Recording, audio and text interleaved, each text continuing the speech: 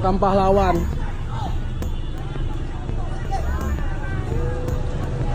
Saat melakukan penagihan, yang pertama kali mengejar motor pelaku bukanlah kedua korban, melainkan dua debt kolektor lainnya, yaitu David dan rekannya. Saat itu, David coba mengejar motor Yamaha NMAX berplat nomor B5709TKY yang dikendarai oleh salah seorang pelaku. Secara eksklusif, tim Fakta bertemu dengan David, saksi kunci peristiwa ini. Tim Fakta berkesempatan untuk bertemu dengan Bang David. Beliau ini merupakan salah seorang saksi yang pada saat itu bersama-sama dengan dua korban ya, ada dalam lokasi kejadian sebelum akhirnya berpisah begitu ya Bang David ya. Bisa diceritakan nggak Bang, seperti apa sih ceritanya dari awal ya ketika Bang David bersama-sama dengan korban, kemudian bertemu dengan pelaku yang menggunakan motor dan lain sebagainya. Dari awal seperti apa ceritanya Bang? Kita dari Mampang jam 3. Berapa orang? Itu 4 orang. Berempat? Iya, berempat. Kita berempat, si almarhum ya Miklon, katanya bilang kita dudurin 3 aja. Oh ya udah, kita ke dudurin 3. Kita ke dudurin 3, dari jam 3 itu sampai jam 4. Ngapain tuh di sana? Kita ada tunggu kendaraan-kendaraan yang nunggak, yang lewat.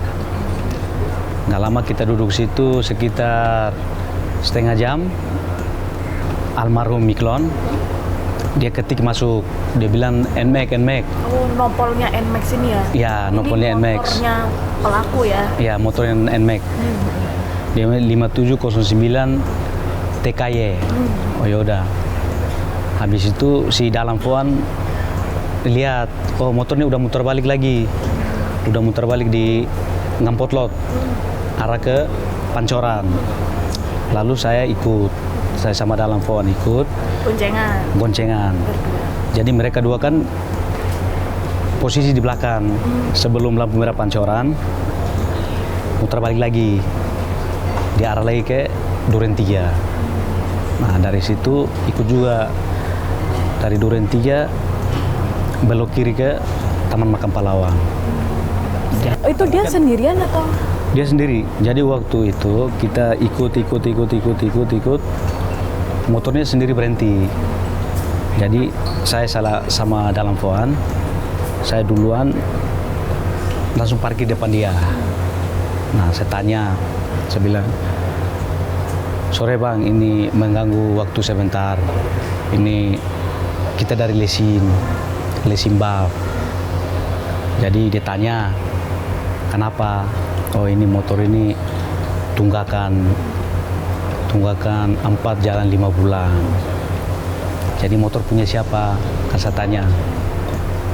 Dia bilang, oh motor punya nyokap. Oh ya udah, motor punya nyokap.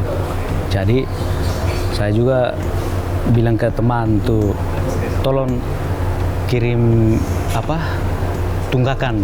Tunggakan tuh tolong telepon yang admin, tolong suruh kirim cepat biar ada ininya, biar abang ini juga percaya. Iya, betul. Nah dari situ ada cewek 2 orang datang. Itu posisi masih berdua ya? Itu posisi masih berdua. Mereka 2 masih kena macet. Oke.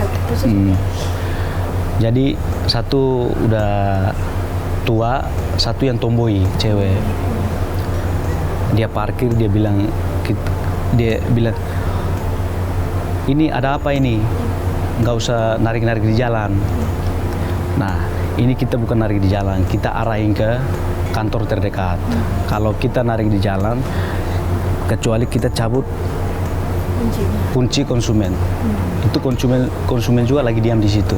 Kita gak apa-apain juga. Nggak lama almarhum 2 orang datang. Yanto sama Miklon datang dari, entah dia ikut belakang apa ikut luar, saya nggak tahu, mereka di dalam. Nggak lama ada yang datang lagi, tinggi-tinggi. Dia datang, dia bilang ke itu cewek 2 orang, ini gak apa-apa, kamu 2 cabut aja. Dia datang pakai mobil, bukan? Bukan pakai mobil. Ini siapa lagi Bang? Ini yang datang ini dia sendiri. Saya juga kurang tahu dia datang dari mana atau yang dari mana nggak tahu. Nah, mereka cabut. Nggak lama ada 2 motor datang lagi, tapi itu nggak tahu kita mana nggak tahu. Entah Gojek apa gimana kita nggak tahu. Atau orang lewat ya kan. Jadi sama juga dia bilang, udah ini nggak apa-apa bang, lewat aja nggak apa-apa, aman. Habis itu dia ajak saya, bang ke dalam aja. Ke dalam ini masuk mana? Ke dalam ini masuk ke dalam kan saya kan di luar, saya kan di jalan raya, pinggir jalan. Jadi almarhum 2 orang kan di dalam. Dan bang, ini nggak enak, masuk ke dalam aja. Area yang banyak warung-warung kios. Nah, masuk ke dalam situ. Dia bilang, bang masuk ke dalam aja, nggak enak. Itu saya juga percaya. Saya masuk. Saya putar di Duren, saya masuk ke dalam. Saya masuk ke dalam, gak lama 2 menit atau 3 menit kemudian, saya turun lagi.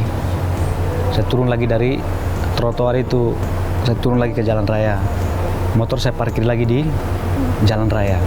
Mungkin feeling saya gak enak, maksudnya begitu. Tapi yang lain masih di dalam ya? Almarhum 2 orang masih dalam, mereka udah di dalam. Nah, nggak lama saya bilang, ya udah bang, saya bilang ke konsumen, bang, ayo kita konvoy, kita jalan sama-sama. Awan sendiri aja, biar saya duluan. Teman saya itu 2 orang itu dari belakang. Nggak lama saya naik motor, saya udah start. Itu teman juga udah mau jalan. Pas saya balik kiri, nggak lama ada tiba-tiba 2 orang datang. Tiba-tiba cabut kunci almarhum Miklon sama ini Yanto. Nah, dari situ saya feeling udah gak enak. Ya udah kita cabut aja dulu. Ini kayaknya saya feeling gak enak banget ini. Sekitar 2 menit atau 3 menit kemudian saya muter balik lagi. Saya udah lihat dari jauh udah rame banget. Saya udah gak sempat ini lagi, mampir lagi. Jadi kiri kanan ini udah macet. Di dalam juga udah manusia udah banyak banget. Oh ya? Iya. Kejadian itu udah begitu cepat.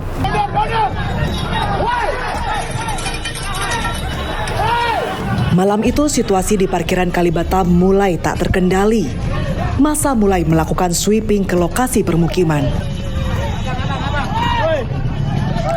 Massa yang sudah terlanjur emosi kemudian merusak apapun yang berada di lokasi.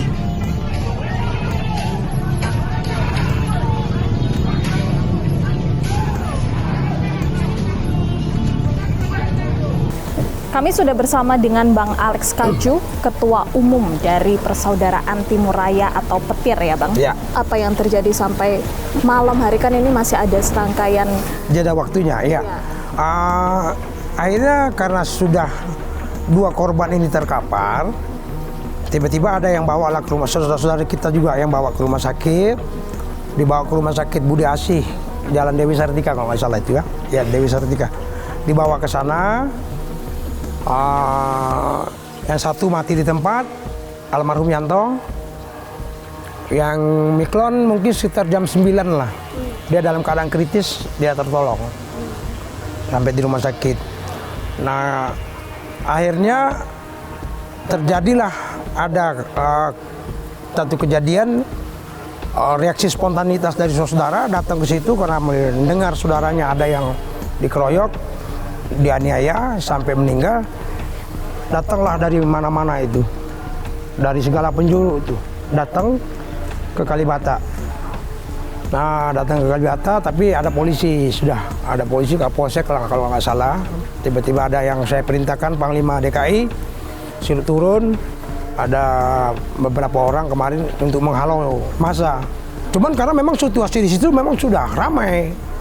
Akhirnya anak-anak nggak sempat bisa masuk karena ada polisi.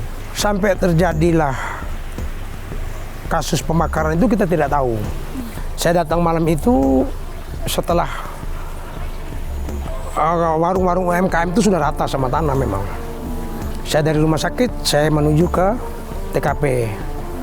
Cuman ingin memastikan saja, dan kehadiran saya itu untuk mereda, saudara-saudara, jangan sampai ada yang buat serangan balik, jangan sampai ada yang buat aksi balas dendam. Makanya saya datang ke situ. Apa sih kemudian yang membuat massa ini akhirnya menyasar warga yang ada di situ begitu ya? Saat itu tidak ada yang mengetahui siapa, kalau itu dari anggota oknum kepolisian. Mereka tidak tahu. Yang tahunya massa aja, karena memang spontanitas massa juga ikut mengeroyok juga. Bang Alex, dalam video yang beredar di media sosial ada pernyataan kemudian yang diberikan oleh petir begitu ya, yang menyatakan ada statement kemudian untuk lepas dari NKRI dan lain sebagainya. Nah, apa sih yang dimaksud dengan ini ya? Itu juga yang mau saya sampaikan, mau saya klarifikasi di sini. Memang ada pernyataan saya yang agak sedikit menurut saya keselio ya, saya keselio lidah. Ada pernyataan itu mungkin karena spontanitas saja. Dengan melihat saya punya adik-adik di bantai seperti itu, jadi kita merasa emosi kita, mungkin emosi yang saya pikir spontanitas itu tadi, yaitu ucaplah apa yang saya keluar dari mulut itu yang saya ini. Ya, sekali lagi saya atas nama pribadi dan sebagai Ketua Umum Petir Persaudaraan Timur Raya ingin menyampaikan permohonan maaf atas kekeliruan saya, atas kesalahan saya yang sudah menyampaikan bahwa kami akan mengibarkan bendera. Itu mungkin spontanitas, reaksi spontanitas saya melihat adik-adik saya diperlakukan seperti itu. Ya, sekali lagi saya minta maaf, tidak ada niatan kami cintakan bangsa ini, dan Indonesia Timur juga punya sejarah dengan bangsa ini, bagian daripada sejarah bangsa ini. Terima kasih banyak Bang Alex atas waktu dan informasi. Sama-sama. Pemirsa, kita temukan fakta selanjutnya. Cuma saya nggak terimanya kalau sampai harus diinjak, seolah-olah ada dendamnya, kayaknya mereka ini.